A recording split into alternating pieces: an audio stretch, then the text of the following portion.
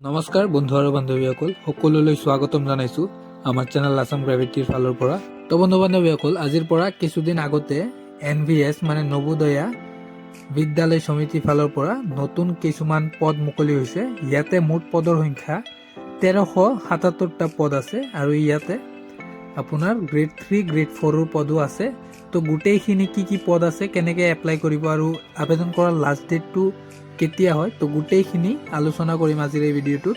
তো বলক আমি ভিডিঅ'টো আৰম্ভ কৰোঁ। ইয়াতে চাব পাৰে বন্ধুসকল, NVS নন টিচিং ৰেজিমেণ্ট 2024ৰ এইখন অফিচিয়েল নটিফিকেশ্যন হয়। ইয়াতে মুঠ পদৰ সংখ্যা 1377টা পদ আছে। এইটো নন টিচিং পদবিলাকৰ কাৰণে। আৰু এপ্লাই মোডটো আপোনাৰ আবেদনটো অনলাইন যোগেদি আপুনি আবেদন কৰিব লাগিব।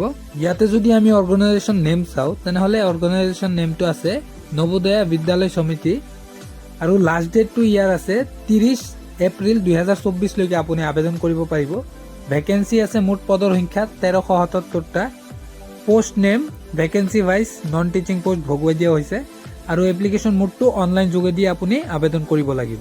এই পদকেইটাত নেম অফ পোষ্ট আৰু নাম্বাৰ অফ পোষ্টৰ ক্ষেত্ৰত ফিমেল ষ্টাফ নাৰ্ছৰ কাৰণে আছে 121টা পদ, এছিষ্টেণ্ট ছেকশ্যন অফিচাৰৰ বাবে আছে 5টা, অডিট এছিষ্টেণ্টৰ বাবে আছে 12টা পদ, জুনিয়ৰ ট্ৰান্সলেশ্যন অফিচাৰৰ কাৰণে আছে 4টা পদ, লিগেল এছিষ্টেণ্টৰ কাৰণে আছে 1টা পদ, ষ্টেন'গ্ৰাফাৰৰ কাৰণে আছে 23টা পদ, কম্পিউটাৰ অপাৰেটৰৰ কাৰণে আছে 2টা পদ, কেটাৰিং ছুপাৰভাইজাৰৰ কাৰণে আছে 78টা পদ, জুনিয়ৰ ছেক্ৰেটাৰী অফিচাৰৰ কাৰণে আছে 381টা পদ, ইলেক্ট্ৰিচিয়ান প্লাম্বাৰৰ কাৰণে আছে 128টা পদ আৰু লেব এটেণ্ডেণ্টৰ কাৰণে আছে 161টা পদ, মিছ হেল্পাৰৰ কাৰণে আছে 442টা পদ, মাল্টিটাস্কিং ষ্টাফৰ ক্ষেত্ৰত 19টা পদ আছে। টোটেল পোষ্ট আছে 1377টা।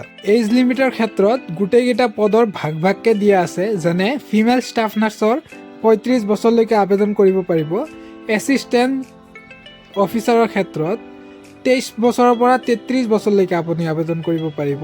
অডিট অফিচাৰত 18 পৰা 30 বছৰলৈকে আপুনি আবেদন কৰিব পাৰিব। জুনিয়ৰ ট্ৰান্সলেশ্যন অফিচাৰৰ ক্ষেত্ৰত 32 বছৰলৈকে আপুনি আবেদন কৰিব পাৰিব। লিগেল এছিষ্টেণ্টৰ ক্ষেত্ৰত 23ৰ পৰা আপ টু 35 ইয়াৰ্ছলৈকে আপুনি আবেদন কৰিব পাৰিব।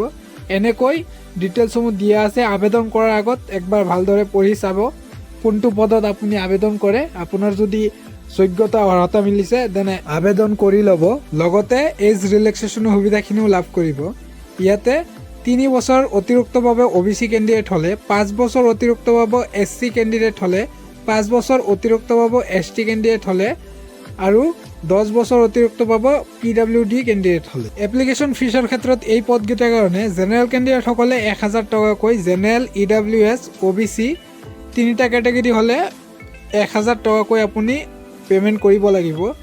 SC নাইবা ST হ'লে 500 টকাকৈ আপুনি পে'মেণ্ট কৰিব লাগিব। লগত PW হ'লেও আপুনি 500 টকাই পে'মেণ্ট কৰিব লাগিব। এডুকেশ্যন কোৱালিফিকেশ্যনৰ ক্ষেত্ৰত ইয়াতে ফিমেল ষ্টাফ নাৰ্ছৰ কথা ক'বলৈ গ'লে BSc বিচৰা হৈছে নাৰ্ছিং অৰ্গেনাইজেশ্যনৰ ফালৰ পৰা। ইয়াতে আপোনাৰ এক্সপিৰিয়েঞ্চো বিচৰা হৈছে। তেনেকৈ প্ৰতিটো পদৰ বাবে বেলেগ বেলেগকৈ আপোনাৰ কোৱালিফিকেশ্যনখন বিচৰা হৈছে। যিসকলে 10 পাছ কৰিছে তেওঁলোকৰ বাবেও ইয়াতে পদ আছে। তো আপোনালোকে আবেদন কৰাৰ আগত ভালদৰে ডিটেইলছখিনি পঢ়ি চাই ল'ব। এনেকৈ যদি মই ভিডিঅ'টো গোটেইখিনি যদি কৈ দিওঁ তেনেহ'লে ভিডিঅ'টো বহুতে দীঘল হৈ যাব।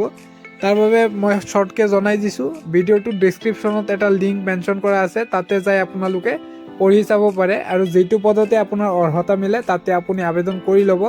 হাতত এতিয়াও যথেষ্টখিনি সময় আছে, তেনে আবেদনখিনি নিশ্চয়কৈ কৰি ল'ব।